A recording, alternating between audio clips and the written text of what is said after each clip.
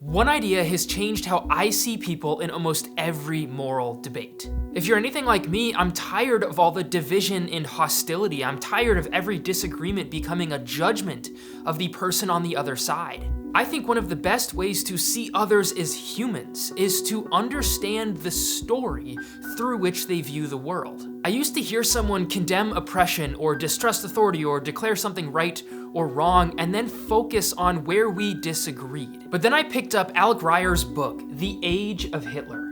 And as I began to understand his arguments, suddenly our culture and how people act, it started to make sense. Instead of asking where someone was wrong, I started to ask what story is causing someone to see life that way. And what I've seen is we as a culture know what evil looks like, but we are increasingly confused about what goodness actually is. This is a clip from a talk I gave titled When Culture Shifts, the 4 stories shaping our neighbors. There's a historian, his name's Alec Ryrie.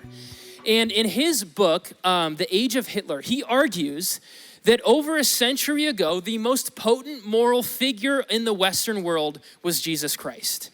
He was the moral figure, the standard. He was accepted by the majority of non-believers and believers as this ethical exemplar. If you didn't think this, you were almost seen as an outcast in society. He embodied compassion and humility and truth and mercy and love. He gave us a vision for what humanity ought to be like, what we should strive towards. But today, he doesn't carry that weight anymore. One way we can think about this is looking at symbols. So on the screen, we've got a cross. Now, we in our modern world, we see crosses all over the place, don't we? We see them on church steeples, we see them in ads. Maybe some of you are wearing crosses right now. To be honest, when I see a cross, I don't think much of it because they're just a part of our everyday life in the Western world and here in America. But if we were to have seen this image in the first century, the symbol would have meant something very different than just there's a cross, that's Christianity. This symbol would have struck fear into people. Why? Because in the Roman world, the cross symbolized state-sponsored torture and executions from the Romans. It was an instrument of terror. It was a symbol of shame and disgrace and punishment. Yet today, it's a symbol. It's played with, it's distorted, it's joked about, no one really minds it. But what happens when you see this image? The swastika. If you're like me, this image, it's a little bit jarring when we see a swastika. Why? Because this image holds moral weight in our lives. It carries an intense story that we all know. We have an aversion to this and this man because what he represents. You can't play jokes with this symbol. You can't distort this symbol. If you use it, you're a monster. Think about what happened to good old Kanye back in 2022. He gave a tweet. He said, there's a lot of things we ought to like about Hitler. Plus, he tried to put the swastika on t-shirts and sell it. And what happened? Moral outrage against him. He was canceled. He lost just about everything. Sponsorships, commercial partnerships. He lost his Twitter. He lost his honorary degree. He was canceled. What this illustrates is the cultural force that the story of World War II and the Nazis have had on us today. Since the 1940s, this man Hitler and this symbol has dominated our imaginations. And just to be very, very clear, I do not object to demonizing him. We should be against the things that he was for. But what Alec Ryrie says is we're coming to the end of the age of Hitler. It's not a pro-Hitler story, it's very much an anti-Hitler story that has shaped us the past 80 years. He is the dominant image of evil. He gives people a picture of what to reject. We reject racism and genocide and authoritarianism and cruelty, dehumanization. We reject oppression, the worship of power. And in our relativistic and pluralistic age, Hitler is the reference point by which people know what evil is. Think about that. He is the standard to say, it's all opinion, but don't be like that man. He was horrible. Now, here's the problem with this narrative. A culture can be united by what it hates, yet very confused about what it loves.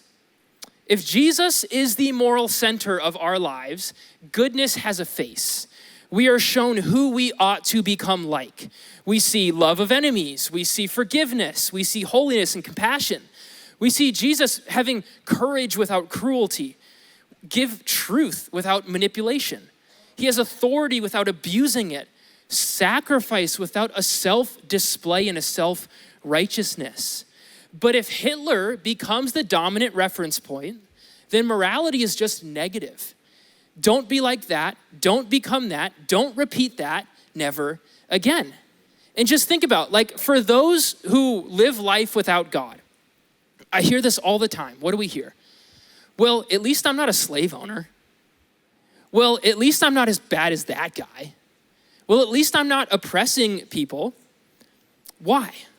Without God, the human tendency is to always compare ourselves to a moral standard less than who we see ourselves to be. Why? Because when we compare ourselves to a negative moral standard, someone worse than us, it allows us to give an account for the good things that we see inside of us, right?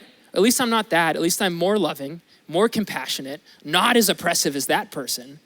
But if we compare ourselves to something better than us, a good image of morality, then we have to account for the brokenness inside of us. And everything in us, our fallen nature, our disordered human hearts will do everything it can to escape the guilt and the shame that we all feel.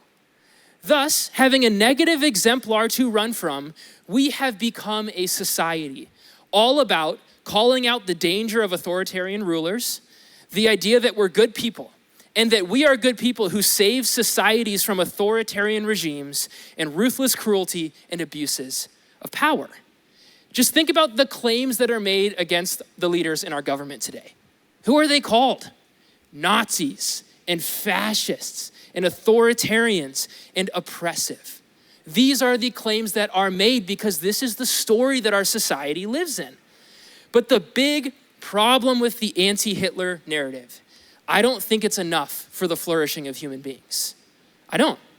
When we don't have a shared version of who we ought to become, we do what human beings have always done. In Jeremiah 2:3, it's one of my favorite depictions of sin in the Bible. It says this: "My broken people have committed two sins. They have forsaken me, the spring of living water, and they have dug their own cisterns, broken cisterns that cannot hold water." A cistern was meant, it's a big hole in the ground that was meant to provide life. But a broken cistern was one that leaked water into the ground. So it gives the impression of provision for a community, water, when it's initially full, but it is slowly leaking away what you need most. And this is what humans have always done. First, we move God out of the center of our lives. And when we do that, we don't stop searching for meaning. We don't stop searching for identity and love and freedom. We just create things in our own image to satisfy those longings. We create modern day idols. We build cisterns. We take the good things that God has made, we make them ultimate, and we say, do for me what only God can do. And we put ourselves at the center of our universe. We become the measure of our identity, the measure of justice and freedom, and the goal of happiness. If all we have is a vision of who we are not to be, then the vision of what we ought to be will become centered around ourselves.